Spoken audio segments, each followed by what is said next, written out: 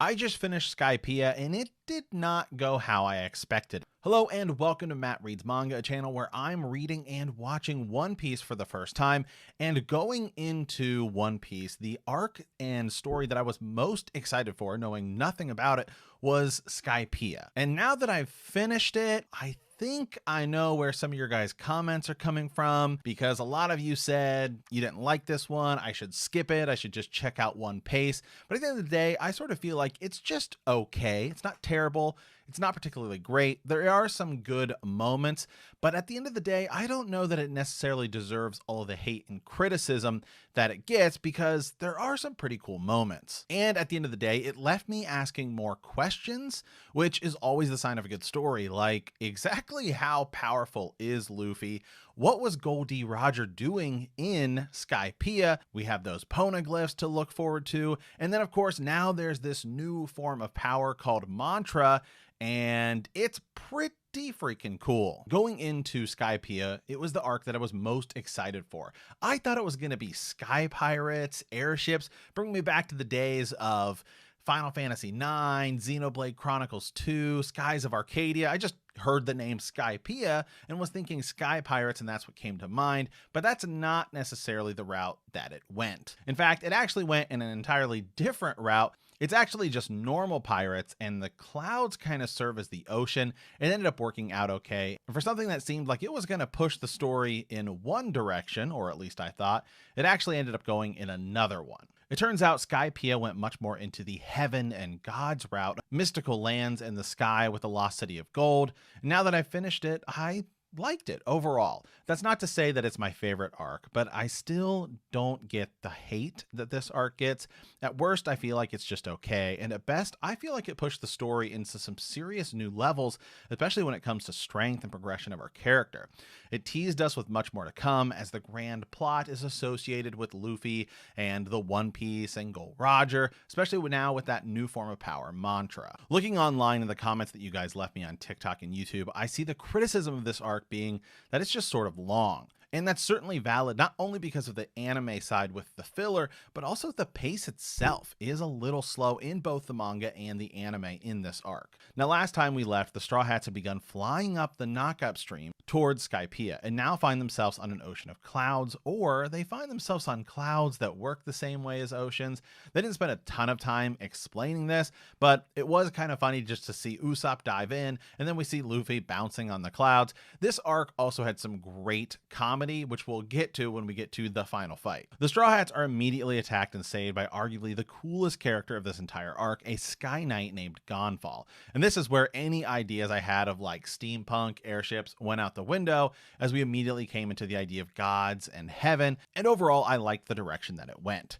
The Straw Hats then make their way to Heaven's Gate, where they choose not to pay a toll to enter, and that's really what kicks this entire arc off. They then make it to Angel Island, where they meet a young girl named Conus and her father.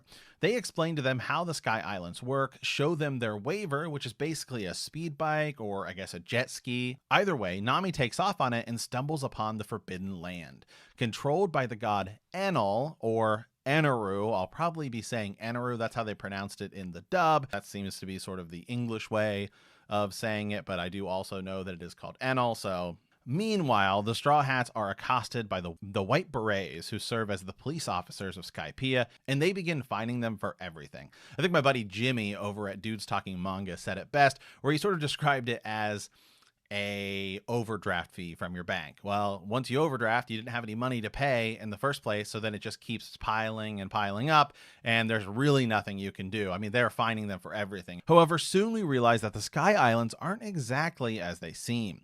Conus begins acting a little strange, because Conus essentially turns them in, and the Super Express Shrimp, which is a great name by the way, takes the going merry, and they would have to go to the upper yard to be judged by Eneru. And then we get to see his full power on display as a massive bolt of lightning comes crashing down, only for Conus to be saved by Gonfall. So this is the point of the story where I was like, okay, I'm ready to see much more of this guy. And then it kind of shifts to, first we're going to have to deal with the sub-villains or henchman level guys. Of all of the henchman tier villains, sidekicks, Ginyu Force, essentially, whatever you want to call them, to the big bad villain of the arc, this group felt the most forgettable and least important so far.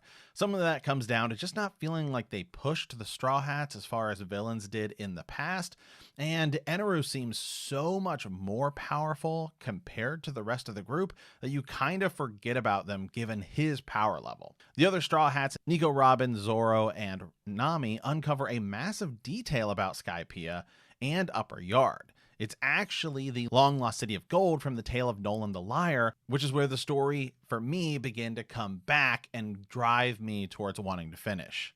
On the anime side, we did get a new intro song, which is great, but unfortunately it's the last one that's dubbed by Funimation, even though I thought the English version was really good. Bon voyage, have the courage that sail and believe, and we will see a glimpse of the sun rising on our tomorrow.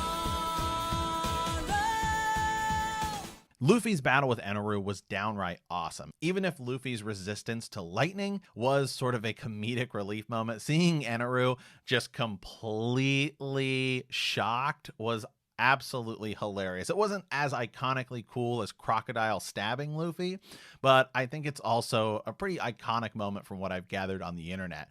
Eneru not understanding the idea of rubber because he's spent his whole life in Skypiea where it wouldn't exist. I thought that was a great way to do it, even if it was a little bit predictable going into it.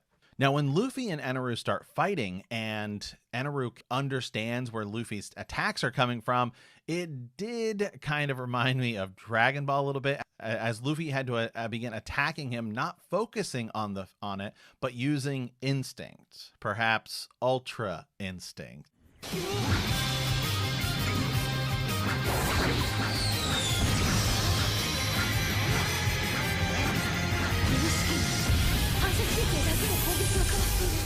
Now, Eneru has this form of power called mantra, which seems to be far beyond the power of Devil Fruit power.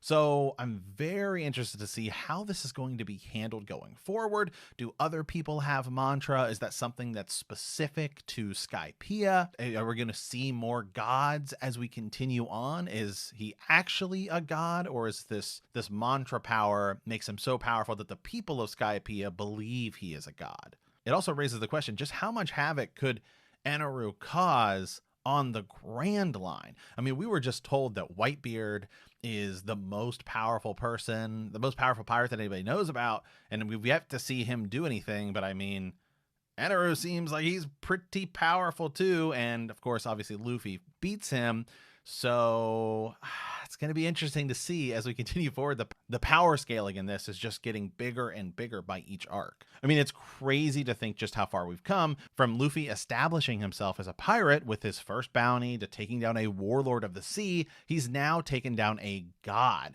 I would really love to see what people who were reading or watching this for the first time were thinking, if there's any way to sort of track down some of those, old threads that exist on the internet, because it's crazy thinking how strong Luffy already is, knowing now that there's hundreds of chapters to go. Now, I do want to spend some time talking about what I thought was actually the best part of this arc and ties the entire Skypiea saga together, and that's the tale of Nolan the Liar, or as he should be called, Nolan the Truth Teller. Nolan and Kalgera's friendship and their backstory was expanded upon. It was just so heartwarming and heartbreaking, especially since we know that Nolan is executed for lying, even though he was actually telling the truth. It came at the perfect time too, really drawing me into the story as things with Eneru were heating up, bringing it all full circle. And after the slow start that Skypiea was, it felt like the pace of this really sped up and everything was hitting on the right cylinders at the right time. Not only was Nolan right about the Lost City of Gold, but the fact that part of Jaya is now up in the Sky Islands, it also gives Mont Blanc Cricket some validation. It was a good finish not only to the arc, but the entire Sky Island saga as well. The ringing of the bell and the secret of the figures or giants that we saw in the clouds was revealed with Luffy's shadow. It was just a nice touch at the end. One little thing that did bring it down just a little bit for me, and it's just a moment that kind of stuck in my head, was Konus's dad. They make it seem like he died only for him to still be alive. And considering we just ended Alabasta with something very similar with Pell, it kind of made that moment feel a little more flat since we had just seen something similar happen. Even though this was quicker and more for comedic relief, I don't know why it just sort of stuck out to me. I mentioned this on my Jaya review, and I'll bring it up here again, as this is the end of the Sky Island saga as a whole. The saga itself focused on world building back in Jaya. It was the introduction of Blackbeard, Whitebeard, the fallout of Crocodile's defeat, and the opening of a position of Warlord. Now we've been introduced to a whole new realm with the Sky Islands and the power of Mantra, the Shandorans, the history tie-in with Nolan the Liar, the Poneglyphs. This saga felt more different from anything we've seen thus far, and at the end of the day, I think that's a good thing. Next, I will be doing G8 as its own video because that seems to be the one anime arc that everyone says you should watch. It's the best one, and I should be able to get this video out much quicker. We did the holidays and everything, so there won't be nearly as long of a delay in this video compared to the last one. And then we'll be diving right back into the manga and anime with Water 7, which is one of the ones that everyone has told me I should get ready for. So with that, thank you guys for watching. Leave me some comments and let me know what you guys thought about Skypiea. Am I right? Am I wrong? What were some of your thoughts as you were reading or watching it for the first time? And as always, I hope you guys have a great rest of your day.